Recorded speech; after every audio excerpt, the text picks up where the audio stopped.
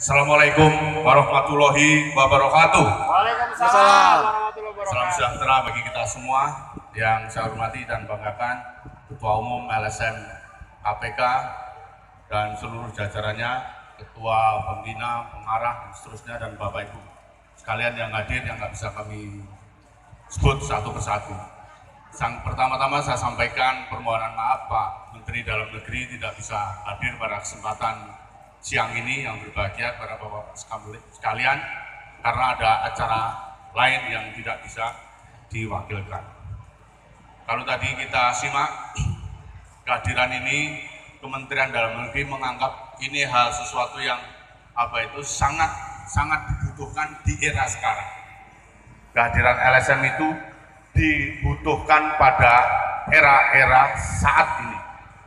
Kenapa dibutuhkan? Yang pertama, Bapak sekalian, kita ingat bahwa didirikan negara ini pasca di pembukaan Undang-Undang Dasar alinea keempat bahwa tujuannya adalah untuk mensejahterakan rakyat, mewujudkan keadilan dan ketertiban. Untuk mewujudkan itu tidak cukup hanya diselenggarakan oleh namanya penyelenggara negara, yaitu eksekutif, legislatif, dan yudikatif. Satu yang penting lagi adalah pilar dari LSM itu tadi. Ini yang harus dicatat, sehingga kehadiran Bapak Ibu sekalian untuk mewujudkan alinea keempat itu memang ada di Undang-Undang Dasar ini.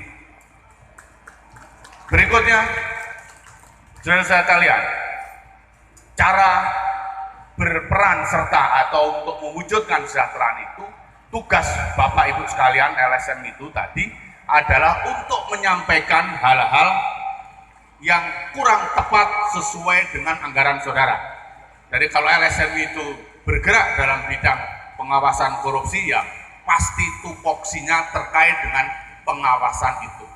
Tadi disebutkan oleh Ketua sudah betul, kalau ada hal-hal yang tidak tepat di jajaran penyelenggaraan pemerintahan, penyelenggaraan negara, baik di legislatif, yudikatif maupun eksekutif, saudara wajib untuk menyampaikan hal itu.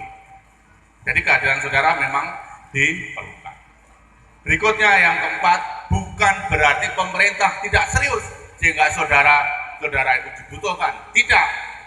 Saudara ingat bahwa luas wilayah Indonesia itu sama dengan 18 negara di Eropa. Mulai dari Inggris sampai perbatasan itu wilayah Sabang sampai Merauke. Dengan kepala daerahnya tidak kurang dari 547 daerah otonom, bupati, wali kota, gubernur sebanyak, sehingga memang kehadiran saudara-saudara diperlukan untuk menyampaikan itu. Saya sampaikan berikutnya informasi, mulai tahun 2004 sampai 2016 ini tidak kurang dari 336 kepala daerah yang sudah tersangkut, artinya tersangkut pidana sehingga dia harus diproses secara hukum. Itu kepala daerah kok, belum DPRD, belum pejabat yang lain. Artinya kita juga serius, saudara serius, saya serius untuk mewujudkan alinea keempat pembukaan Undang-Undang Dasar itu tadi. Jadi yakinlah saudara-saudara sekalian, dalam bekerja dimanapun saudara bekerja, mau di eksekutif, mau di legislatif, maupun di yudikatif atau di LSM, Anda harus serius. Saya tidak tahu hari ini memang Ketua Umum kita Pak Bang Firdaus itu betul Ketua Umum, tapi kalau tahun depan dia nyalonkan lagi jadi kepala daerah, dia bisa pindah ke eksekutif, sama untuk mengabdi untuk republik kita yang kita cintai tadi, yang tiap hari kita teriakan merdeka, merdeka. Yang penting diisi. Kalau saya diisi, teriak boleh, tapi kekencangan teriakan kita itu harus sama dengan kekencangan kita mewujudkan itu tadi. Jadi saya kira gitu. Dan berikutnya yang terpenting adalah bangun komunikasi. Bangun komunikasi yang penting antara LSM dengan pemerintah. Yang berikutnya, kalau ada hal-hal yang kita harapkan dari pemerintah adalah menyampaikan sesuatu itu yang proporsional.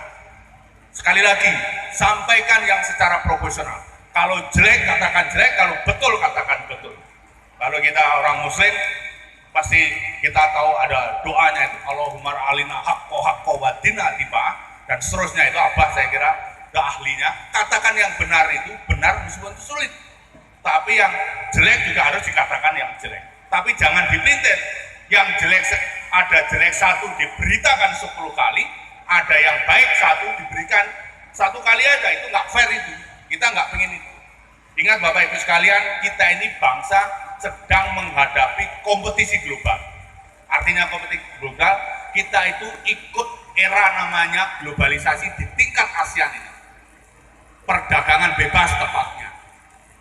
Artinya penduduk kita ASEAN ini 10 negara, 40% itu adalah orang Indonesia. Kalau orang Indonesia itu makannya tergantung orang Vietnam, kita ini nggak mandiri. Kaitannya dengan LSM apa? Kaitannya saudara beritakan itu kalau jelek ya jelek, kalau bagus ya bagus. Yang bagus itu harusnya sering supaya memberi apa itu multiplier effect atau ditiru yang lain-lainnya. Kalau kita ribut terus, saudara-saudara sekalian, kita misalkan daerah kita ribut, misalkan kemarin kayak kasusnya Tanjung Balai itu kita sudah langsung diunggah di YouTube itu, kita dikiranya itu ribut terus. Sementara kita enggak. Apa kaitannya lagi? Kaitannya lagi, kalau kita pengen memenangkan kegiatan ekonomi, artinya gini, kalau ribut, orang itu nggak mau nanam investasi. Kalau nggak mau nanam investasi, nggak ada kegiatan ekonomi. Kalau nggak ada kegiatan ekonomi, ya nggak nyedot tenaga kerja. Itu maksudnya. Jadi harapan saya kehadiran Bapak Ibu sekalian, pahami tentang itu. Boleh sekarang saudara-saudara saya ini masih di LSM, besok pagi atau tahun depan bisa pindah posisinya. Sama saya juga begitu. Sekarang saya di eksekutif, saya kepala biro hukum di Kementerian Dalam Negeri. Besok pagi kalau saya nyalonkan juga pindah bisa sama saja. Tapi yang penting dasarnya kita cinta Indonesia, bukan untuk merongrong, tapi untuk membesarkan Indonesia.